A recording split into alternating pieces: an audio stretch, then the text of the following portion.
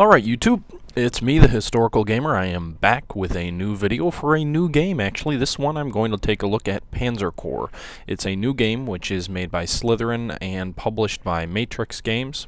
And it is a tactical or strategic level, kind of like a board game. It's based off of the immensely popular classic Panzer Generals.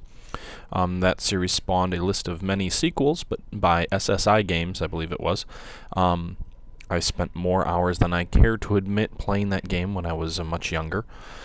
On PlayStation, actually, not on the computer. But this game is very similar to the original Panzer General series. And that's the game I'm going to review. This is going to be more of a review than the Civil War game, which is kind of a review slash commentary. This is going to be more of a review directly of the game. So, there's multiplayer options, which there's actually a very good multiplayer and a very strong support from the developers. But we're going to go with this single player because that's really the heart of a game like this, I believe.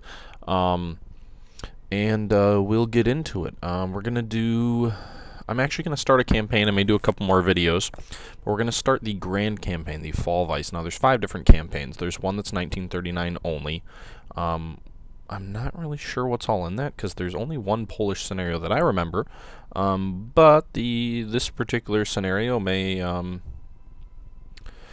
include a couple other scenarios. If maybe it breaks Poland into 2. In the original Panzer Generals, Poland was broken into 2 scenarios. In this one, at least in the Grand Campaign, it is 1 scenario. The Grand Campaign starts in 1939 and goes all the way through 1945. Your successes in battle will influence your results. There's also a 41 to 45, which is an invasion of Russia campaign, and then there are the 2 scenarios in the West, 1943, Siege Jeden Price, which is the Western campaign from 1943 to 45, so I believe you start in Italy there. And then there's a 1943 to 45 Eastern Front campaign, which starts with Operation Citadel and Kursk. But we're going to start in 1939 with the invasion of Poland, the Grand Campaign. I'm going to go with just the stock settings and regular difficulty. I have not played this game other than just playing the tutorial, so we'll see how this goes. If you hear in the background, I'm not sure if the sound is piping through. I'm using a different software. I'm using Cam Studio to record this, so instead of doing a recording through Camtasia, which is what I was using, I'm doing this recording through Cam Studio. So the frame rates probably won't be as good. You won't see quite as good of a quality of play as maybe on the previous games. But this game really isn't as dependent on frame rates. Anyway, there's a very nice German accented officer reading the briefing to you, but basically my objective is to take a couple of Polish cities, including the Polish capital,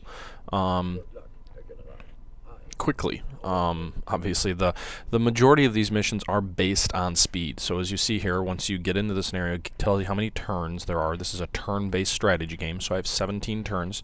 1 turn represents 1 day, so it's September 1st, the first day of the war when Germany invaded. Gives you a nice little weather forecast here for the first 2 days, which looks promising because weather will influence other factors, which we'll go into. In order to obtain a decisive victory, you have to win with at least 5 returns remaining. So I have 12 turns to obtain a decisive victory, or 17 for a minor victory. If you lose the first scenario, just as historically, if Germany had been thrown back from Poland, it would have been a totally different war, and the game will not go that direction. So there are scenarios you can lose and keep going, but some of the core scenarios to creating that historical World War II environment, you do have to win. So there's an element of dynamic campaigns there, but there's also an element of scripted campaigns. So you really need to win this one to move on. Now here's the map. Gonna look at some of the basic controls first. There's on the bottom right, there's this map where you can click if you want to go to a certain part of the map. This is the map. The cities that have a little gold circle around them, maybe harder to see from this map, are your objectives. On the buttons here on the lower right, there is a systems button, which just gives you those general options of any menu button. There's a purchase button, which brings you to a window where you can purchase new units. I'm actually going to do that. You have what's called prestige, which you earn whenever you defeat an enemy unit or whenever you take a city. Your objectives give you more prestige. Your non-objectives still give you some, but not as much prestige. Now there's another tab here that says core slots. What core units are units that you carry through mission to mission. So as I mentioned, this campaign would go from 1939 until 1945. You have a certain number of units you can carry through to every scenario, which is important because you can build experience when you fight. So, the first thing that I already know I need is some tactical bombers. The Stuka, which is the Ju-87B, is a fantastic tactical bomber, great against armor and equipment.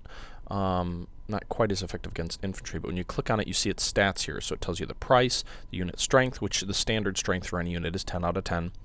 The amount of fuel, ammo is number of attacks or defenses it can perform before it needs to fly back to an airbase to resupply. The success against soft targets, which is just this infantry guy, so like infantry. Hard targets, which is armor. Air units, and naval units. And then it shows on the other side, it shows other things like initiative, defense against ground units, defense against air units, close defense, which isn't really relevant for air units. The type of unit it is, air, and then its movement range. If you are looking at purchasing two different units, if you click on one like I did here, it shows the stats. If you put your mouse up to it, it'll show the difference. So green is something that is higher or lower depending on which is better. So for example, if I put my mouse over the BF-110C, you'll see the BF-110C is far more expensive. It's almost double the price. It has more fuel, has more ammo, worse against infantry, worse against armor, but better against air units, and worse against naval units. And there it gives you the price comparison right along here where the comparisons show up. So that's a nice little feature. I'm actually going to go ahead and buy two Stukas because I already know I need units, and air units are fantastic as mobile artillery, just as Germany used them historically. You can use it as kind of a mobile artillery piece. It's far more mobile than artillery, and it will be tremendously effective against the type of units I'm facing here. And Poland doesn't have much of an air force, so I'm just going to stick with the one, kind of two fighters. The BF-110C is a fighter bomber, so I'm just going to stick with the one fighter that I have because Poland does have an air force, but it's not as big of a threat, I don't believe. And so I'll stick to mainly buying tactical bombers here. I'm actually going to get two Stukas. They're pretty cheap too, which is nice. They're sitting ducks to enemy fighter, but they're... Oh, I just bought three of them, didn't I? Well, that's a mistake. Obviously, I'm not paying attention. So anyway, I bought three Stukas. Okay. Now we'll move on to the strategic map. So this is the tactical map. This gives you a close-in view of the map. There are your units. Obviously the gray units being the German units are my units.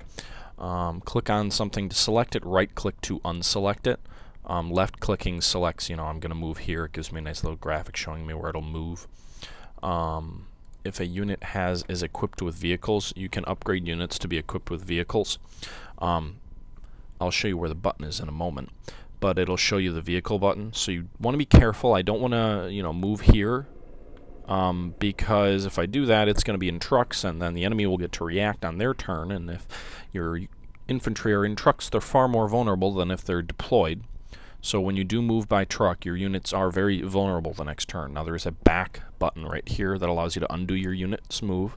You can always undo your unit's move as long as you haven't attacked or as long as you have not uncovered a new enemy. So Fog of War is on. I can tell you for sure there's an enemy unit here because this is an objective hex, but I don't see anything there because I have no units that are within the line of sight. If I were to reveal that line of sight in a movement, I could not undo the movement like I just did. Now there is a strategic map, as I was mentioning, and a tactical map. So by clicking on this, I see the tactical map. This is just a grand map of the entire campaign. It allows you to kind of plan things out. So I'm going to move with these. The bulk of these units, I'm going to move north to take this city. It's not an objective, but it will get me some prestige, and it'll also set me up on a pretty simple, direct path toward my two objective cities of Lutz here and Warsaw. Meanwhile, a small force of these units here, and then a couple units here will move east and take this city before moving north, the city of Krakow, before moving north to assist with the seizure of Warsaw. If I get held up here, these units hopefully can move up this rail line and take Warsaw without having to drive these units too hard.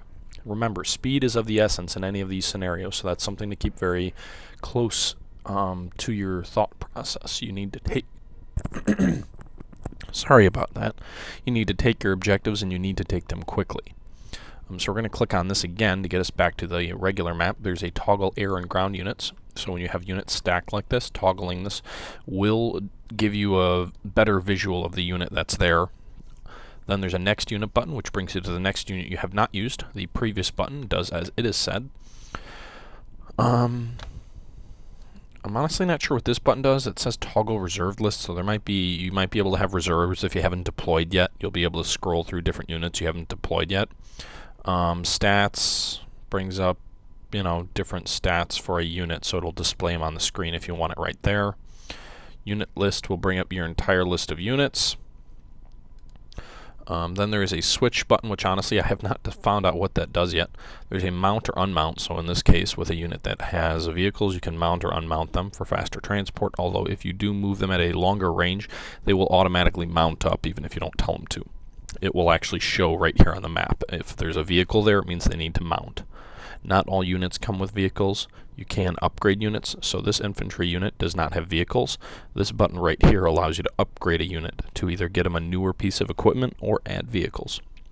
There's an embark disembark, which is the same as mounting, but it's for units that are going to be traveling over water, so you'd put them onto a boat. You'd have to do it at a port. This is not relevant on this map, but on the next scenario we'll actually get into it, assuming I win a decisive victory here, because I'm pretty sure the next one would be Poland. The upgrade unit, like I said, I already went over that. There are a couple of types of replacements. So when a unit is damaged, your stock strength is 10 out of 10. When a unit is damaged, it might be 7 out of 10 or 10 out of 10. Regular replacements are cheaper. They cost prestige, so I have 209 left, which you can see up in the right-hand corner is how much prestige I have left, and to the left of that is the turn number. But when you click on replacements, it will replace your units and strengthen them back up to 10 out of 10.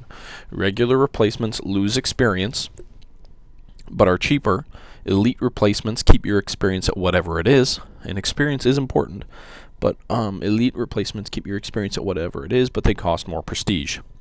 Then for vehicles or units with vehicles, there's a resupply button, or a supply button, which allows you to get them more fuel and ammo. This is important for vehicled units in order to make sure that you don't run low on fuel. Aircraft fuel is also vital, although for an aircraft to resupply, it has to be within an adjacent hex to an airbase that's controlled by your forces. So you see this tank is actually over a runway. There's a little image of a runway below it. That's about it. There is a weather report which gives you today's weather as well as a forecast for tomorrow. Weather is important for air units, so if it's raining, that'll affect ground units' movement radius and speed, but it'll also reduce the ability of air units to fight. If it might be cloudy, air units might be less effective. If it's raining, they won't be able to fly at all. But enough of me talking. Been a little bit ponderous, so let's get into the fighting. So there's an enemy cavalry unit here, and I said I'm moving north, so I want to kind of clear this path. I can right-click on a unit real quick to get its summary of its, effectiveness here.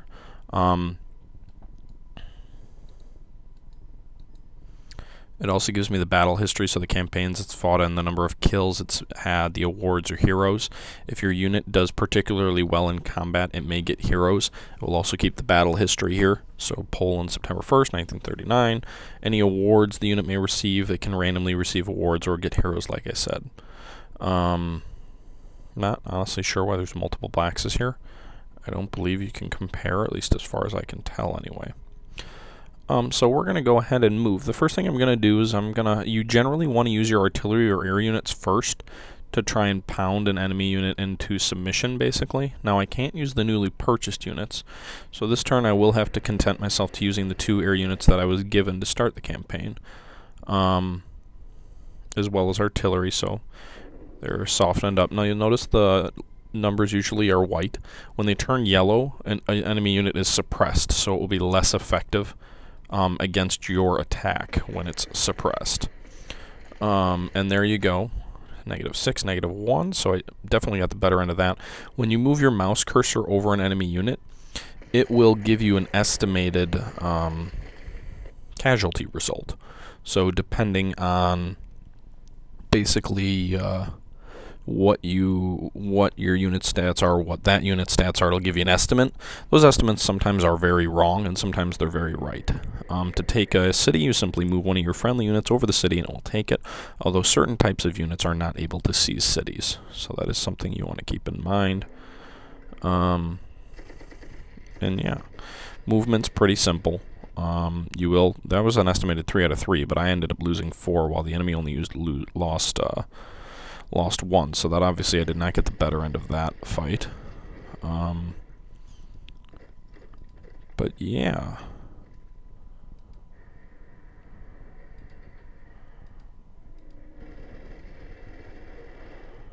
At this point, it's kind of just down to the fighting. So I'm actually going to keep this video pretty short. I've kind of shown you the basic movements. You want to think out your strategies. I've gone over most of the basic controls. I'm going to have another video up soon that'll maybe have more information on not just this particular fight. I may put a video together of the... Wow, that wasn't good. I may put together a video of the remaining campaign, and there you see there will be random things that occur, like rugged defense, which basically means the enemy unit gives a better account of themselves than your unit was anticipating. But I will do a video of basically the rest of this scenario or the next one in the campaign, essentially just to kind of give a look at scenarios where naval units are involved, and maybe more of a commentary on the game itself. Those are the basic controls. The game is a very fun and very... I really like the game, personally. Like I said, I played Panzer General a lot when I was young, so it's very similar. It's based off of that game. But this was just a basic review of how to play, essentially, what you want to do, what you want to try and avoid. Just general, very basic overview. I'll have some more in-depth stuff if you're interested in a couple of days. But yeah, thanks for watching. Like, favorite, and subscribe.